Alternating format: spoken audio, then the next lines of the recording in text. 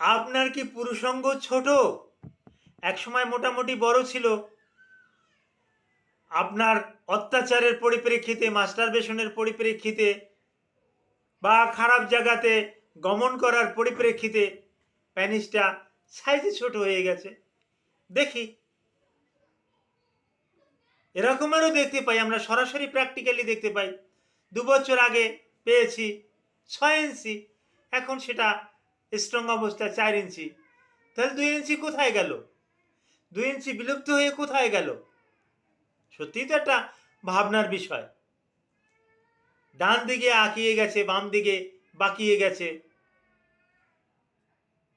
Masturbation করতেছেন সীমাহীনভাবে, যার পরিপ্রেক্ষিতে এরকমের সমস্যা।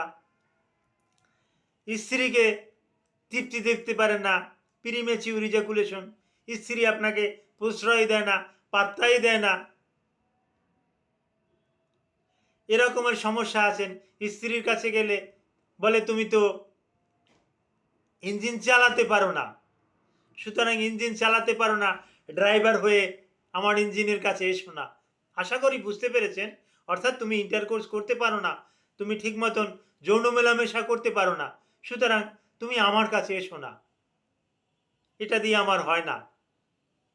এরকমের প্রায় সময় কাপেল যুগল আমাদের কাছে এসে এসে আলোচনা করে। এই ব্যাপারেই কিছু গুরুত্বপূর্ণ তথ্য আপনাদের মাঝে শেয়ার করব। আসসালামু আলাইকুম রহমতুল্লাহি ওবারাকাতুহু। আমি ডাক্তার মীর শহীদুল ইসলাম। আমার চেম্বার শুভেচ্ছা ২৫৫, ঐতিহ্যবাহী শেখঘাট, সিলেট। যে কোনো একটা সার্চ ইঞ্জিনে ডাক্তার মীর শহীদুল ইসলাম কথাটি লিখে সার্চ দিলে আপনি আমার সম্পর্কে বিস্তারিত তথ্য পেয়ে যাবেন। যে দর্শক শ্রোতা, আলোচনা করছি যাদের পেনিস পূর্বে বড় ছিল, হঠাৎ করে একটু ছোট অনুভব করছে। পূর্বে সোজা ছিল, শক্ত ছিল, এখন এটা শক্ত হয় না, বামে ডানে বাঁকিয়ে যায়। একটু দুশ্চিন্তা করলেই এই পেশাবের রাস্তা দিয়ে তার ধাতু চলে আসে, বীর্য বাহির হয়ে যায়। স্ত্রীর কাছে যাওয়া মাত্রই তার বীর্যপাত হয়ে থাকে। স্ত্রীর কাছে যাওয়ার পরপরই সম্পূর্ণরূপে ইজাকুলেশন হয়। স্বামী স্ত্রীর ভিতরে দ্বন্দ্ব। স্ত্রী বলে তুমি আমাকে তালাক দিয়ে দাও, তোমাকে দিয়ে আমার হয় না। স্বামীর একটু মোটামুটি বয়স হয়ে গেছে, ৩০-৩৫ বছর বয়স হয়ে গেছে। এ বয়সে এরকমের হওয়ার কথা না, কিন্তু তার অত্যাচারের পরিপ্রেক্ষিতে, হ্যান্ড মারার, হাত মারার পরিপ্রেক্ষিতে, হ্যান্ডেলিং করার পরিপ্রেক্ষিতে, হস্তমৈথুন করার পরিপ্রেক্ষিতে এরকমের হয়ে গেছে। এখন উনি সম্ভ্রান্ত পরিবারের লোক, ডাক্তারের কাছে গিয়ে এ ব্যাপারে খোলামেলা বলতেও পারতেছে না। লজ্জা লাগতেছে যে আমাকে তো ডাক্তার যারা আছেন সবাই আমাকে চেনেন, আমি কথার কথা এলাকার একজন কাউন্সিলর, একজন মেম্বার, একজন চেয়ারম্যান, ডাক্তাররা আমাকে চেনে। আমি হেলথ কমপ্লেক্সে গিয়ে কীভাবে এটা টিএইচের সাথে আলোচনা করি, কিভাবে একজন মেডিকেল অফিসারের সাথে আলোচনা করি, পারছে না। কিন্তু সে দিন দিন আরও অসুস্থ হয়ে যাচ্ছে। এমতো অবস্থায় করণীয়টা তাহলে কি? হ্যাঁ, এমতো অবস্থায় করণীয়, আপনাকে সম্পূর্ণ স্ট্রেস মুক্ত থাকতে হবে, দুশ্চিন্তা মুক্ত থাকতে হবে। আর অবশ্যই আপনার কাছের ডাক্তার না দেখিয়ে দূরের একটু ডাক্তার দেখান।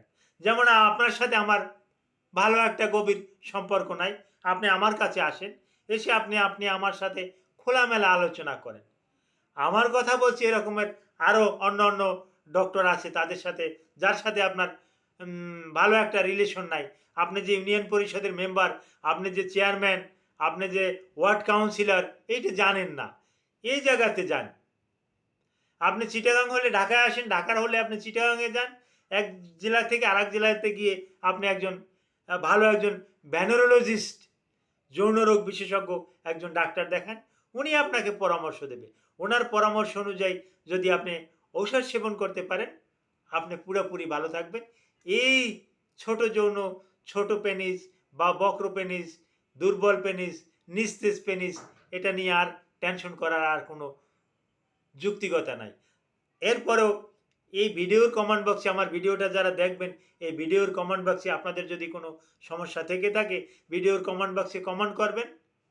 এবং এই ভিডিওতে নিচে নিচে আমার ফোন নাম্বার দেওয়া আছে, আমার হোয়াটসঅ্যাপ নাম্বার দেওয়া আছে, আমার ইমো নাম্বার দেওয়া আছে।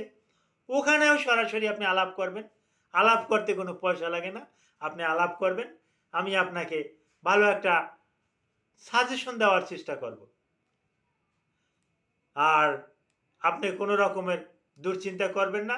আর ব্যাড হ্যাবিট যেগুলো আছে, বদ অভ্যাস যেগুলো আছে, এগুলো একেবারে ছেড়ে দিন। বদ অভ্যাস থেকে দূরে থাকুন, ভালো থাকুন। Thank you all.